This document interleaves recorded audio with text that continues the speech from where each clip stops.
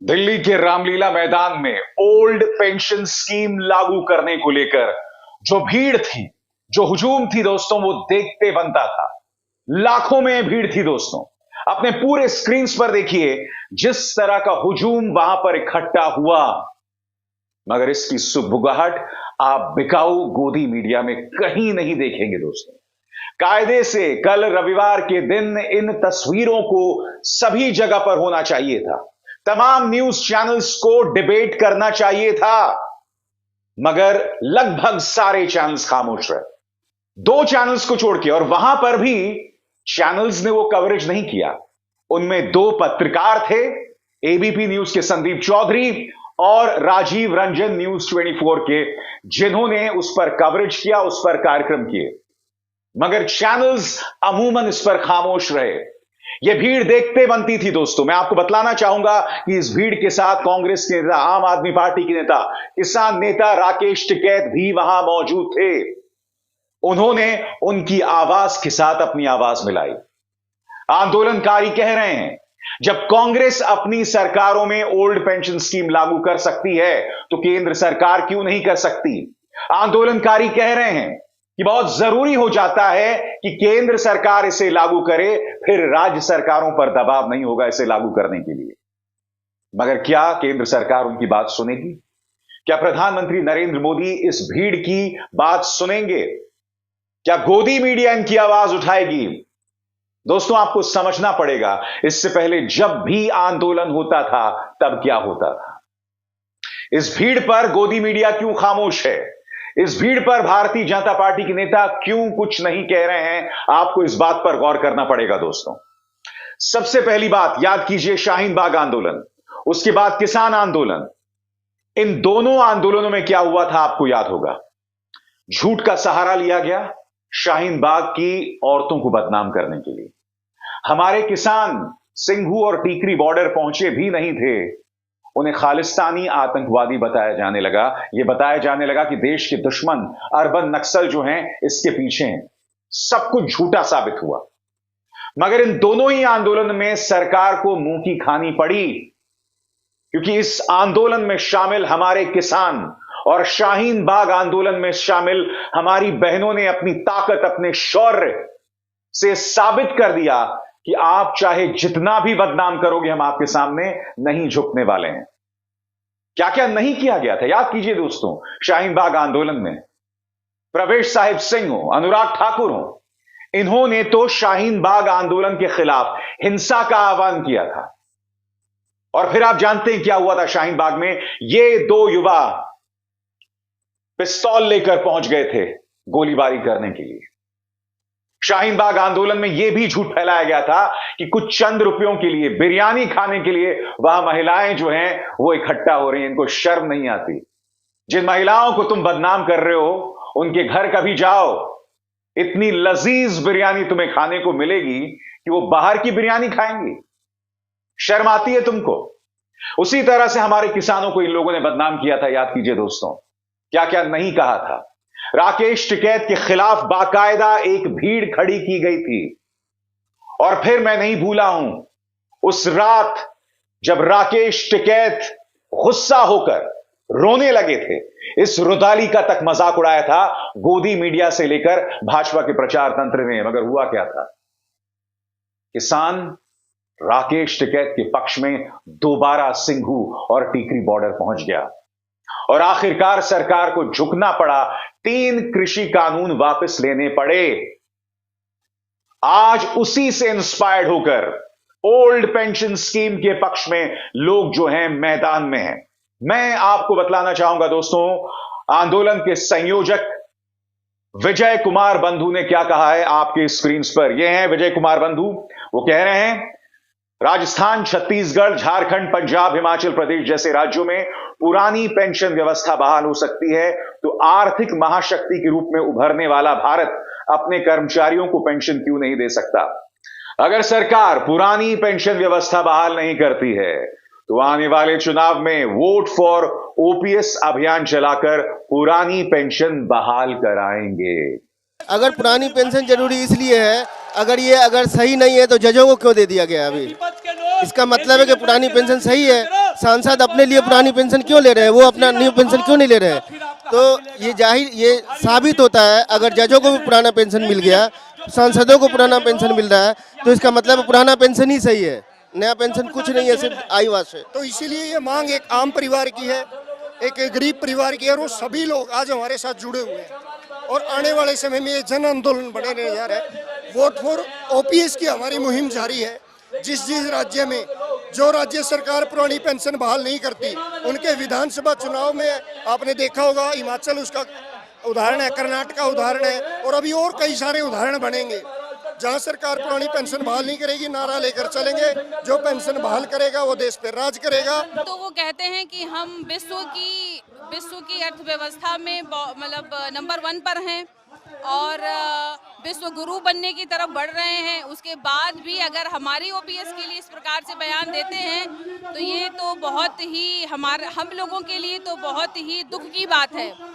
ये जो pension scheme पहले से चलती आई, उस ओल्ड पेंशन स्कीम की बहाली का आंदोलन है, और इसलिए आंदोलन है क्योंकि जो पेंशन है ये आदमी का एक बुढ़ापे का सहारा होती है, और अब तो ऐसा देखना हमारा बहुत सारे परिवार पेंशन से ही चल रहे हैं। तो पेंशन ये केवल एक पैसा मात्र नहीं है, बल्कि एक स्वाभिमान का प्रतीक है। देखिए, सत्ता पक्ष के लोग अगर बार बार ऐसा कह रहे हैं कि ये पेंशन अच्छी है, तो हम तो वर्तमान सरकार से यही निवेदन करेंगे कि अच्छी पेंशन आप खुद ले लीजिए और पुरानी पेंशन हमको दे दीजिए। आपको कुछ चीजों पर गौर करना पड़ेगा कि आखिर मोदी सरकार इस आवाज को क्यों नहीं सुनती।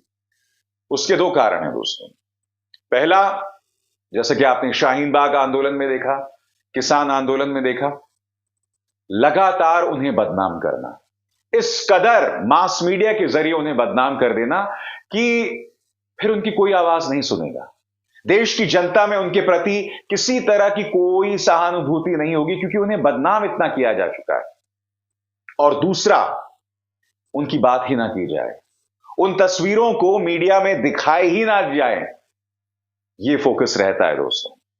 और फिर एक तीसरा पहलू है, क्योंकि मोदी सरकार जानती है, भारतीय जनता पार्टी सरकार जानती है कि चुनाव आने के वक्त कोई भड़काऊ मुद्दा उठा दिया जाए जिसके सहारे वोट्स मिल जाएं। ये ना भूलें, जनवरी में श्री राम के मंदिर का उद्घाटन होना है। कहने को एक पावन आयोजन है, मगर मैं दावे के साथ कह सकता हूं दोस्तों, चाहे गोदी मीडिया हो या भारतीय जनता पार्टी के नेता, ये लोग जहर उगलने वाले हैं हमारे श्री राम के नाम पर। इसीलिए ओल्ड पेंशन स्कीम पर जब यह भीड़ जुटती है तो इसे नजरअंदाज कर दिया जाता है। आइए सुनते हैं संजय सिंह, आम आदमी पार्टी के नेता संजय सिंह ने किस तरह से अपनी आवाज आंदोलनकारियों के पक्ष में रखी है। आपकी बहादुरी को सलाम करता हूं, नमन करता हूं। और राकेश टिकैत जी जानते हैं, खेत के अंदर अगर बैल को ठीक से चलाना होता है तो उसकी नाक में नकेल डालनी होती है।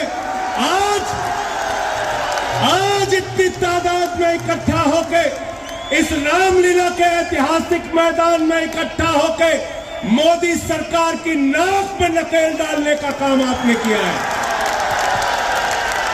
मैं हृदय से बधाई देना चाहता हूं आपको। और इसी मंच पे दिल्ली के मुख्यमंत्री अरविंद केजरीवाल जी आए थे, उन्होंने कहा था जहां हमारा शासन वहां पुरानी पेंशन, और दिल्ली की विधानसभा में ओल्ड पेंशन की स्कीम बहाली की गई, और पंजाब के अंदर वहां की कैबिनेट ने ओल्ड पेंशन स्कीम को मंजूरी दी। मैं आपको बतलाना चाहूंगा दोस्तों, रैली में सीपीआई एमएल के महासचिव दीपांकर भट्टाचार्य थे, कांग्रेस नेता संदीप दीक्षित, दिल्ली कांग्रेस अध्यक्ष अरविंदर सिंह लवली, समाजवादी पार्टी के बिहारी प्रसाद, बसपा से लोकसभा सांसद श्याम सिंह यादव, पूर्व सांसद एवं कामगार कर्मचारी कांग्रेस के चेयरमैन डॉक्टर उदित राज भी थे। वहां पर भूपेंद्र सिंह हुड्डा भी थे, और भूपेंद्र सिंह हुड्डा ने रैली में कहा, अगर हरियाणा में कांग्रेस सत्ता में आती है तो पहली कलम से ही वो सरकारी कर्मचारियों के लिए ओल्ड पेंशन स्कीम को लागू करेगी। आपकी स्क्रीन पर राकेश टिकैत भी मौजूद थे। राकेश टिकैत ने भी आंदोलनकारियों के पक्ष में भाषण दिया, अपनी बात रखी। उन्होंने कहा, पुरानी पेंशन स्कीम बहाली की मांग को लेकर दिल्ली के रामलीला मैदान में आयोजित जनसभा में हिस्सा लिया और सभा को संबोधित किया। देश का किसान का मेरा वर्ग इस लड़ाई में आपके साथ कंधे से कंधा मिलाकर चलेगा और इसे मजबूती से लड़ने का काम करेगा। किसान, मजदूर आज ओल्ड पेंशन स्कीम के लिए जो आंदोलन कर रहे हैं उनके साथ खड़ा हुआ है। बड़ा सवाल यही किया जा रहा है कि क्या मोदी सरकार इनकी बात को मानेगी। इस बीच कांग्रेस ने गोदी मीडिया पर तंज कसा है दोस्तों, गोदी मीडिया पर प्रहार किया है। क्या बयान है सुप्रिया श्रीनेत का।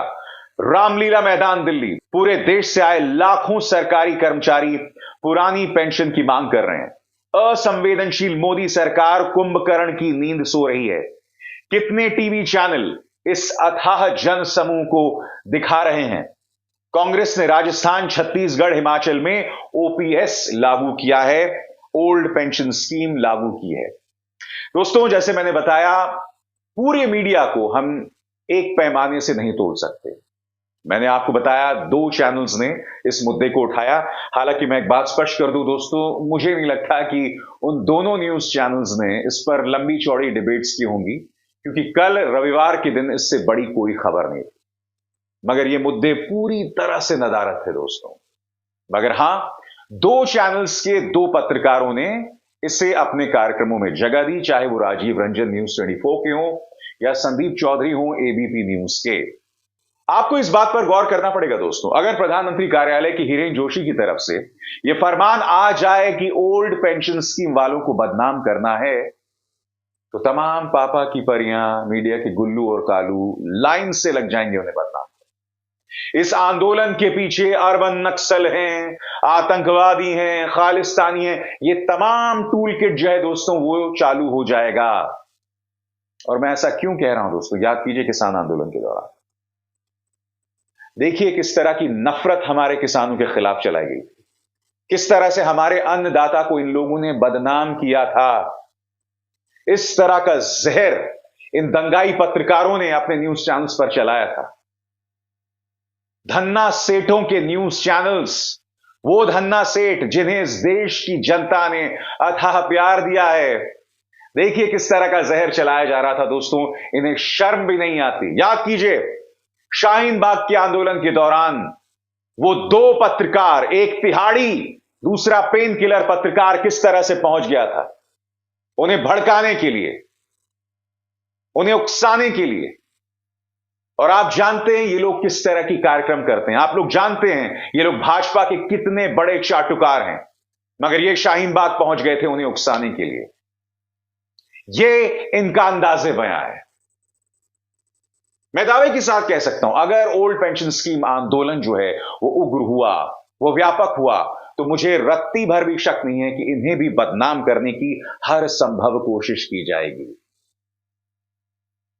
और जहां तक मेरी बात है दोस्तों, कायदे से इस मुद्दे को मुझे कल उठाना चाहिए था, मगर आप जानते हैं दोस्तों मैं चैनल नहीं चलाता हूं, मैं इकलौता व्यक्ति हूं अपने चैनल में, लिहाजा मेरे लिए निजी कारणों से कल ये शो करना मुश्किल था। मगर आज इस मुद्दे पर मैं आपके सामने बेबाक एनालिसिस लेकर आया हूं। मैं चाहूंगा कि आप मेरे इस कार्यक्रम को ज्यादा से ज्यादा लोगों तक पहुंचाएं, क्योंकि ये मांग जायज है, इनकी हर बात जायज है। और जैसे मैंने कहा, इस देश में आंदोलन करना, शांतिपूर्ण आंदोलन करना हर भारतीय का हक है। ये तो हम 2014 के बाद देख रहे हैं कि आंदोलनकारियों को बदनाम किया जाता है। जी हां, उन्हें देशद्रोहियों के साथ जोड़ा जाता है।